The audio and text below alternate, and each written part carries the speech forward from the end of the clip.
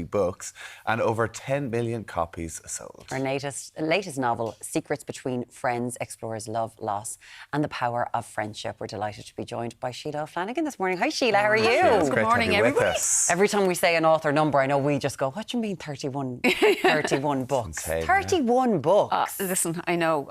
It always sounds like you're talking about somebody else when you say that. Like, Really? It does really, yeah. Because at the start of this, where is a it here? list, isn't There's there? a list of Yeah. all of your books.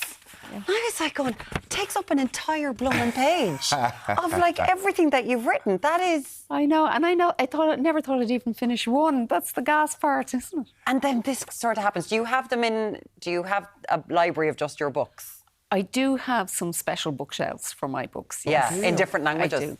Yes, Yes. I do. They look lovely. All the They're first decorative. editions that would you have? Do you have kind of all the first ones out, right? Yeah, and I mean it's funny because some of them I have some in Chinese and Japanese, and I would have no idea actually what any of it says. It could be anything, but they look beautiful. Looks good. Looks good. Hey, go on, the new one, Secrets Between Friends. Yes. After your 31st book, what's this one about? How do you, where does it go? Well, this one is a little bit about loss and recovery, and it's basically about three women who are at different ages. One's in her 30s, the other's in her 40s, and the other's in her 60s. And they meet by accident, and they discover that they are all widowed, that they've all lost their life partner. And they form a kind of unexpected friendship. You know, none of them are looking out for friendships and making new friendships, but they form a friendship. And I think they do that because, you know, when you've had a loss like that, sometimes people are difficult with you. People that you've known in the past just don't know how to react to you, you know. And because they're all been in the same circumstance, they understand each other. And, you know, much to their own surprise, they kind of start to go out to with each other and socialise together. And they all have kind of backstories and things that have happened in their past that they have been unable maybe to talk about to other people. And so they share that. And in doing that and in travelling from Ireland to Italy and to France, they really kind of learn to move on and to find joy in life again. And I think that's really important to know, that there is always joy in life. And there's one, this is not giving anything away because it's at the very start of the book, but I just thought it was so beautifully put about Ali, whose husband Giorgio dies as a shock. What a shock his death had been. But she wonders how long they would miss him for, a week, a month, a year. She doubted it would be that long. She was pretty sure his desk had already been reallocated, his key card deprogrammed. Yeah. I thought that hit really strong because that is so... The world keeps on going while you're really stuck in this moment going, how dare you move on? Well, exactly. And I think that's the thing, you know, this is all still going on around you, but your friends have moved on and people have changed, you know, and you're still stuck in this place. And everybody needs time, and you need time to grieve, and you do need time to move on. And the world is so fast, and, you know, people want to kind of say to you, you know, it's a month, you okay now? Yeah. You know, that kind of way. And you feel maybe you should be okay. And, of course, not necessarily, and it can take years. And so I think this is what the women in my book understand about each other. And they're not miserable all the time or anything like that, but it's just that kind of common knowledge of how long it takes to kind of move on. So they were lovely to write, I have to say. I really enjoyed writing them. Was it important for you to write? Because, listen, you've experienced grief yourself in the last couple of years, just losing your mother and your sister. Yeah. Did it give you a different perspective when writing this book? It probably did. And I guess, and one of the things, you know, that I mention in the book is, you know, that friends don't ask you out to places necessarily because they think, well, maybe she doesn't want to go, where maybe you do, you know. And so those are things that I think affect people more than you think, you know, that you're left out of things. And on the one hand, you maybe don't want to go out, but you'd like to be asked. Yeah. Okay. You know, Yeah. so. But there is an overwhelming sense of hope in this book, that regardless of the age, your life, there's so much hope and so much time left to do things. There is, and I think that was particularly so in the case of the older woman who's in her 60s. And like, one of the things I feel very much is, you know, when women are older now, especially like somebody in her 60s and she's lost her husband, and you know, some people are thinking, well, that's it for you now. You know, there's nothing really left. Do you know?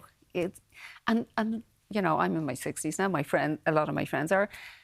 And everybody's looking forward to doing new things. Everybody has new plans to do. And so I wanted to bring that out as well, that regardless of what age you are and regardless of what's happened, there are still things that you can do and still things that you want to do. In terms of women, you're vocal about how women are portrayed in fiction. Was it important to have the three kind of central characters and friendship being a part of this, but all having their own stories? Yeah, well, I think my three central characters are very different. Yeah. I mean, they're all women because I do like to show women's stories. I think women's stories are very multi-layered and there's so much going on. So I did want to do that. They are all different. They're all at different stages in their lives. I wanted to bring that out, you know, and the fact that even though they're all different ages, they all still get on really well together. Your writing process, if anyone sees you in a coffee shop, should they move away from you? Please don't move away because I'm listening to you. It's real everyday life situations that you can get inspired by. Absolutely, absolutely. You know, my favourite is listening to people's mobile phone conversations because honestly, I mean, now you can hear both sides because a lot of people have their mobile phone on speaker and I'm kind of going, oh my God. Like, you know, so you're hearing amazing stories of people. So yeah, in my head I'm going, yeah, I could take that. I could do something with that. If you didn't want me to hear it, you'd put headphones on, right? Well, that's it. You know, I do think people should put headphones on. Yeah, absolutely. so I can rub that. But I do get great amusement out of it at the same time. Do you sit in a cafe and kind of listen out? Do you go on the bus? Where? I was on the bus the other day, actually, and the woman behind me was having an amazing conversation. And so yeah, public transport is great. But even when you're walking around, you know, not necessarily overhearing people's conversations, but just watching them and the way they walk and you know, you can kind of see things going on with people just by the way they're standing there or walking. You know, I would make things up about them. You've lived a life, like you've had a love of reading since you were such a young person. Your parents encouraged that. Used you write epilogues for like Agatha Christie stories and Charles Dickens? Well, not Charles Dickens. I never really actually read the Charles Dickens. But yeah, I mean, loads of books I read like when I was young, when I was maybe 12, 13, 14. Agatha Christie was a favourite of mine. I would give them all different stories. I would pick a character out of it and I'd write a story for them. I had an aunt who used to love reading psychological kind of romantic thrillers, and I used to rob all the characters out of them and write stories about them.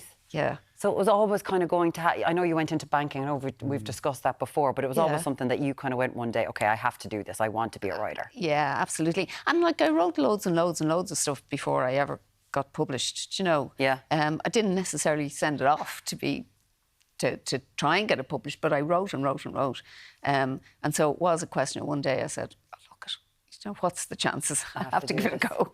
It's an amazing time at the moment for Irish authors. Like, particularly female authors are having a real boom at the minute. How difficult was it, though, back when you started?